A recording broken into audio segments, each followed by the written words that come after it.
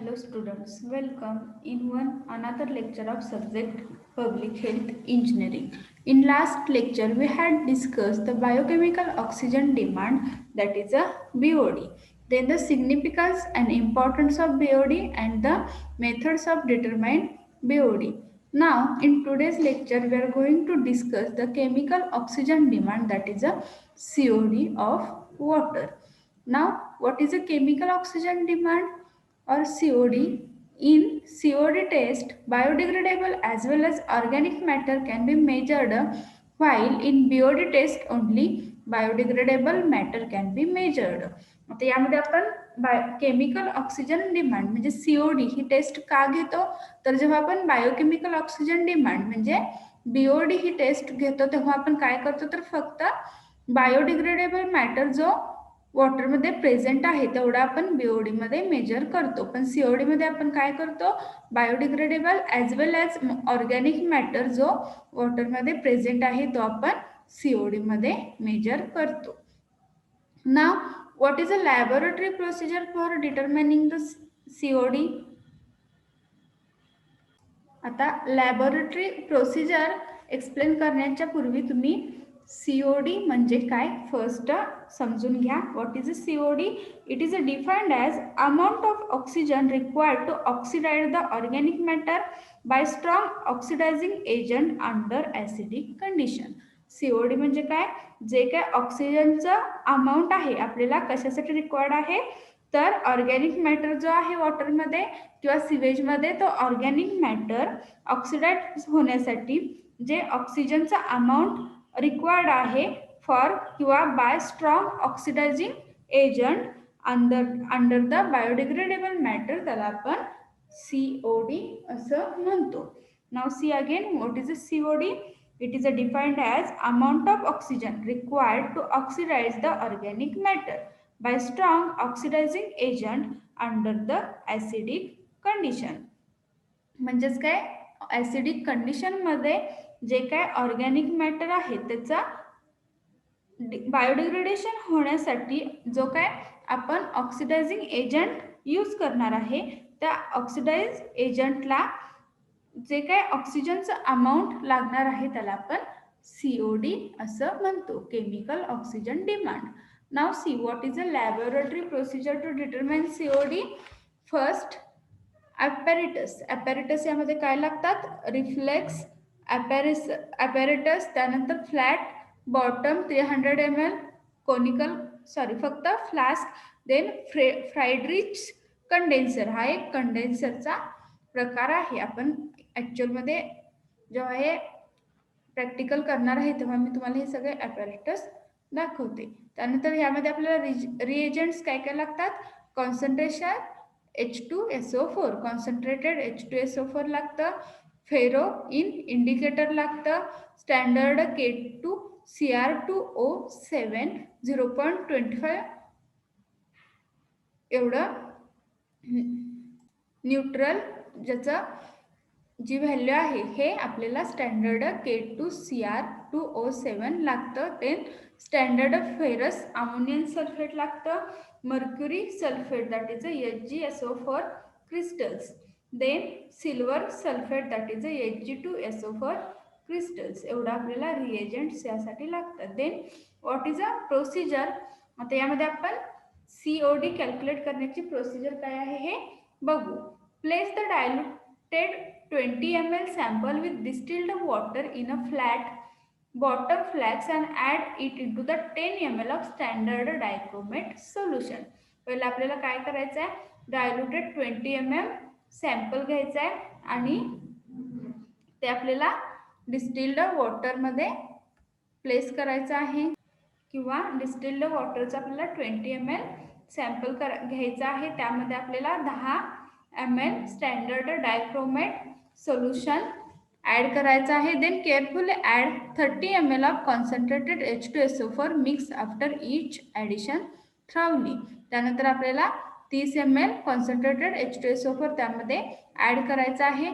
Add about 10 mg of HgSO4 and Ag2SO4 crystals. त्यानंतर concentrated H2SO4 add केल्यानंतर 10 mg आपल्याला HgSO4 आणि Ag2SO4 crystals add करायचं आहे. Then attach the flask to Friedrich condenser and reflux the mixture for 2 hours. आता हा जो काय फ्लास्क आहे यामध्ये आपण हे सगळे रिएजंट ॲड केलेला आहे. तो फ्लास्क कशाला अटॅच करायचा आहे तर फ्रेंडरिच कंडेन्सरला तो अटॅच करायचा आहे आणि 2 तासासाठी हे मिक्सचर आपल्याला रिफ्लेक्स करायचं आहे. Then wash down the condenser with little distilled water, remove the flask and cool. त्यानंतर जो काय कंडेन्सर आहे आपल्याला तो डिस्टिल्ड वॉटरनं वॉश करायचा आहे आणि फ्लास्क रिमूव्ह करून कूल करायचा आहे. Dilute the mixture is about 140 ml with distilled water and titrate excess of dichromate with standard ferrous ammonium sulfate using ferroin indicator. त्यानंतर आपल्याला काय करायचं आहे, हे जे काय मिक्सचर आहे, आता आपण ही प्रोसिजर बघितली. यामध्ये जे मिक्सचर तयार करून घेतलेलं आहे ते आपल्याला 140 ml डिस्टिल्ड वॉटर बरोबर त्याचं डायल्युशन करायचं आहे. त्यानंतर त्याचं आपण टायट्रेशन करायचं आहे. कशाबरोबर? Excess of dichromate with standard ferrous ammonium sulfate या दोन्हीचा यूज करून आपल्याला त्याचं टायट्रेशन करायचं आहे युजिंग फेरोइन इंडिकेटर. टायट्रेशनसाठी आपण फेरोइन हा इंडिकेटर यूज करायचा आहे. The colour changes is sharp, changing from blush green to wine red. आता आपण हे टायट्रेशन केल्यानंतर हे जे काय सोल्युशन आपण तयार करून घेतलेला आहे त्याचा कलर चेंज होतो. कसा? त्याचा कलर ब्लश ग्रीन असतो, तो आपल्याला वाईन रेड मध्ये कन्वर्ट होतो. Then calculation. त्यानंतर आपल्याला कॅल्क्युलेशन कसं करायचं आहे, FeNH42SO4 into dilution factor divided by mol of factor. Then significance of COD. आता CODचं सिग्निफिकन्स काय आहे? COD test is extensively used for analysis of industrial waste. It is particularly valuable to determine and control the efficiency of sewage.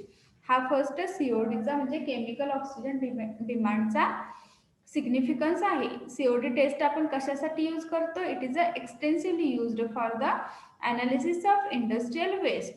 Then it is particularly valuable to determine and control the efficiency of sewage system. Sewage सिस्टीमची efficiency determine करण्यासाठी किंवा ती control करण्यासाठी आपण COD taste करतो. Result may be obtained in relative short time. COD टेस्टचा जो result आहे तो रिलेटिव्हली शॉर्ट टाइम मध्ये ऑब्टेन होतो आणि ह्यामध्ये आपण COD मध्ये ऑर्गॅनिक आणि बायोडिग्रेडेबल मॅटर दोन्ही सुद्धा आपण यामध्ये आपण दोन्ही जे काय बायोडिग्रेडेबल आणि ऑर्गॅनिक मॅटर आहे त्याचं डिकम्पोजिशन करू शकतो. Then what is a BOD divided by COD? For many type of waste it is possible to establish a relation between the BOD and COD. आपण अनेक टाईपच्या वेस्टमध्ये BOD आणि COD या दोन्हीचं रिलेशन एस्टॅब्लिश करू शकतो. Hence, once the correlation between the BOD and COD has been established, it becomes easy and simple to rely on COD test because the COD can be determined in 3 hours against the 5 days for BOD. आता आपण एकदा BOD आणि CODचं relation काढलं म्हणजे BOD divided by COD. त्यानंतर आपण काय करू शकतो? फक्त आपण COD टेस्ट घेतली तर त्याच्यावरून आपल्याला BODची पण व्हॅल्यू मिळू शकते. बिकॉज CODची टेस्ट आपण 3 आवर्समध्ये घेऊ शकतो आणि BOD टेस्टसाठी 5 डेज लागतात. मग आपण COD टेस्ट जर फास्ट घेतली तर आपल्याला त्याच्यावरून फास्टमध्ये BODची सुद्धा व्हॅल्यू मिळते.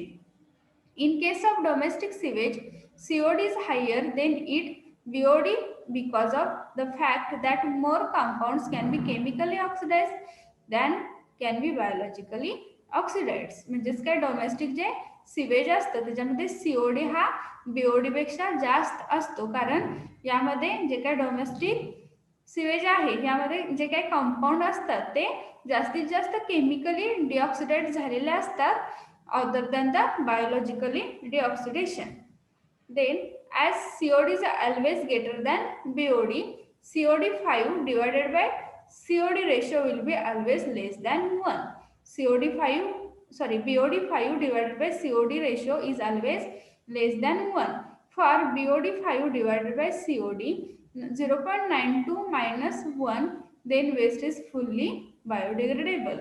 जेव्हा आपल्याला BOD5 डिवाइडेड बाय COD ची व्हॅल्यू 0.92 मायनस 1 एवढी मिळते, तेव्हा जे काही वेस्ट आहे ते प्युअरली किंवा फुल्ली बायोडिग्रेडेबल असतं.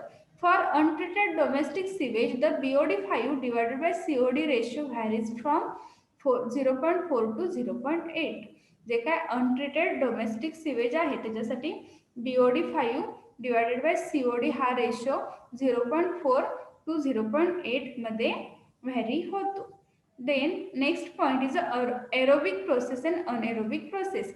आता BOD असेल किंवा COD असेल किंवा बायोडिग्रेडेशन जे काय सिवेजचं किंवा वेस्टचं होतं, ही सगळी प्रोसेस असेल त्याच्यामध्ये आपल्याला एरोबिक कंडिशन किंवा एरोबिक प्रोसेस किंवा अनएरोबिक कंडिशन म्हणजेच अनएरोबिक प्रोसेस रिक्वायर्ड असते.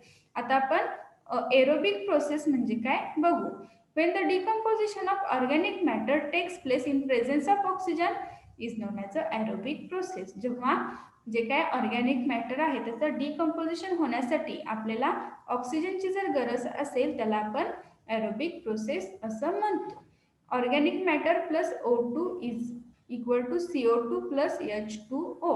यामध्ये आता ही ऑर्गॅनिक मॅटरमध्ये ऑक्सिजन म्हणजे O2 प्रोव्हाइड केल्यानंतर आपल्याला काय मिळालं तर CO2 आणि H2O म्हणजे कार्बन डायऑक्साईड आणि H2O यामध्ये आपल्याला मिळालं. आणि या प्रोसेसमध्ये आपण काय यूज केलं तर ऑक्सिजन यूज केलं, म्हणून आपण याला एरोबिक प्रोसेस असं म्हणतो. The aerobic process is carried out by anaerobic bacteria by aerobic bacteria. Aerobic process carried out करण्यासाठी आपल्याला एरोबिक बॅक्टेरिया लागतात. If sufficient oxygen is not present the sewage is aerated. जेव्हा सफिशियंट ऑक्सिजन प्रेझेंट नसतं तेव्हा आपण सिवेजला काय करतो तर एरेशन करतो. Then after that next is a anaerobic process. Anaerobic process म्हणजे काय, it is a vice versa to aerobic process. When the decomposition of organic matter takes place in the absence of oxygen is known as a anaerobic process. जेव्हा आपण जे काय organic matter आहे त्याच्या डिकम्पोजिशनसाठी ऑक्सिजनचा use करत नाही त्याला अनएरोबिक प्रोसेस असं म्हणतो. It involves 2 stage. अनएरोबिक प्रोसेसमध्ये 2 स्टेज असतात. The first stage is acid formation in which organic matter is converted to organic acid by anaerobic bacteria. आता यातल्या फर्स्ट स्टेजमध्ये काय होतं तर ऍसिड फॉर्मेशन होतं. म्हणजेच ऍसिड फॉर्मेशन म्हणजे काय, यामध्ये ऑर्गॅनिक मॅटर जो आहे तो कशामध्ये कन्व्हर्ट होतो तर ऑर्गॅनिक ऍसिडमध्ये कन्व्हर्ट होतो by using the anaerobic bacteria. In second stage the acid is converted into the final product such as a methane and carbon dioxide. आणि दुसऱ्या स्टेजमध्ये काय होतं, जो काय ऑर्गॅनिक प्रोडक्ट आहे तो कशामध्ये किंवा जे काय ऑर्गॅनिक ऍसिड आहे ते कशामध्ये कन्वर्ट होतं तर फायनल प्रोडक्ट म्हणजे मध्ये. आणि तो फायनल प्रोडक्ट काय असतो मिथेन किंवा carbon dioxide. After that the next point is a role of MPCB in pollution control. What is the MPCB? MPCB means Maharashtra pollution control board. आता महाराष्ट्र पोल्युशन कंट्रोल बोर्डचा pollution कंट्रोलमध्ये काय रोल आहे हे आपण बघू. MPCB being a major regulation for implementation of environmental laws and pollution control in state. आता आपण जे काय एन्व्हायरमेंटल लॉज आपण यूज करतो किंवा त्याचं इम्प्लिमेंटेशन किंवा त्याचं रेग्युलेशन करण्यामध्ये MPCB चा मेजर पार्ट असतो किंवा त्याचं इन्व्हॉल्वमेंट असतं. It play an important role in securing sustainable development by enforcing various laws, rules, regulation, notification, etc. MPCB काय करतं तर एक इम्पॉर्टंट रूल प्ले करतं कशामध्ये, जेव्हा आपण एखादा लॉ असेल किंवा रेग्युलेशन असेल किंवा नोटिफिकेशन असेल ते इन्फोर्स करतो किंवा डेव्हलप करतो त्याच्यामध्ये. MPCB role has become multidisciplinary including command, control, regulation, facilitation, management, consultant and guide to the all stakeholders. Monitoring and surveillance has been one of the important function of the MPCB board. म्हणजेच काय MPCBचा काय role आहे, हे multidisciplinary असतं. त्यांनी command देतात, त्यानंतर pollution control करतात, रेग्युलेशन करतात, मॅनेजमेंट करतात, कन्सल्टंट करतात, गाईड करतात टू द स्टेक होल्डर्स. म्हणजे जे काय स्टेक होल्डर्स म्हणजे जे या पोल्युशन कंट्रोल बोर्डमध्ये इन्व्हॉल्व होतात त्यांना. त्याच्यानंतर ह्यांनी मॉनिटरिंग सुद्धा करतात. This is the role of MPCB in pollution control. After that next is a some drinking standard. आता यामध्ये जे काय ड्रिंकिंग स्टँडर्ड आहेत किंवा ज्या काय व्हॅल्यू आहेत ह्या आपल्याला यामध्ये दिलेल्या आहेत ड्रिंकिंग वॉटर स्टँडर्डच्या. आता टेस्ट अँड ऑर्डर. फर्स्ट काय आहे टेस्ट अँड ऑर्डर. जे काय ड्रिंकिंग वॉटर आहे त्याची टेस्ट अँड ऑर्डर काय पाहिजे तर नॉन ऑब्जेक्टेबल पाहिजे. देन कलर किती पाहिजे 5 युनिट्स ऑफ कोबाल्ट स्केल एवढा त्याचा कलर पाहिजे ड्रिंकिंग वॉटरचा. देन टर्बिडिटी किती पाहिजे 2.5 ppm. Then phenolic compounds 0.001 ppm, total solids 500 ppm. Then chloride 200 ppm, sulfate 200 ppm, nitrates 45 ppm, free ammonia 0.15 ppm. Hardness किती पाहिजे तर 200 ppm. pH किती पाहिजे 7 to 8.5 एवढा pH पाहिजे. फ्लोराईड यामध्ये किती पाहिजेत 1 ppm, lead 1 ppm, arsenic 0.05 ppm, copper 0.05 ppm, magnesium 125 ppm, iron and manganese किती पाहिजे तर 0.1 to 0.05 ppm.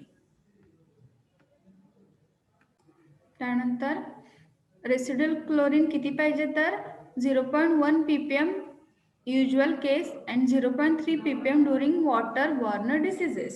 त्यानंतर आयोडीन किती पाहिजे ड्रिंकिंग वॉटरमध्ये तर negligible. Pathogenic bacteria nil. Then E coli index 10, radium 3 into 10⁻12, strontium 10 into 10⁻12, beta activity 30 pci per liter, beta.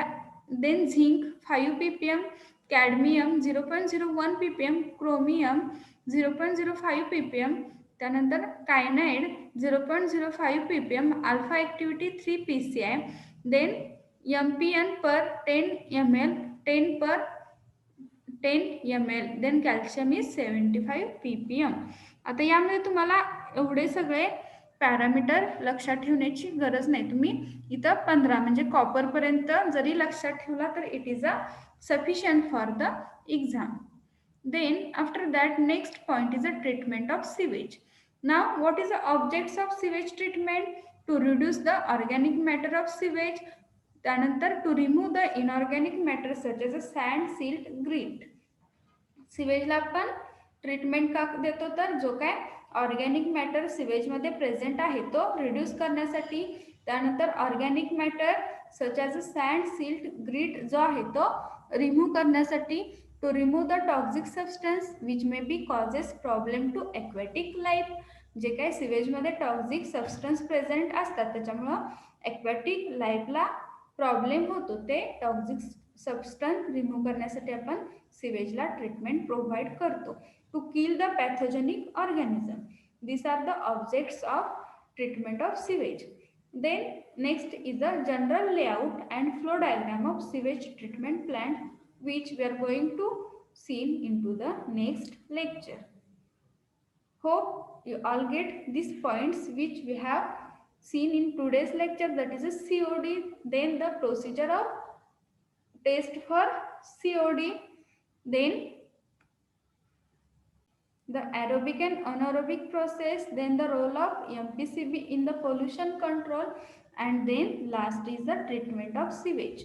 Hope you all get up to this. In next lecture we are going to discuss the general layout of the sewage treatment plant. Thank you.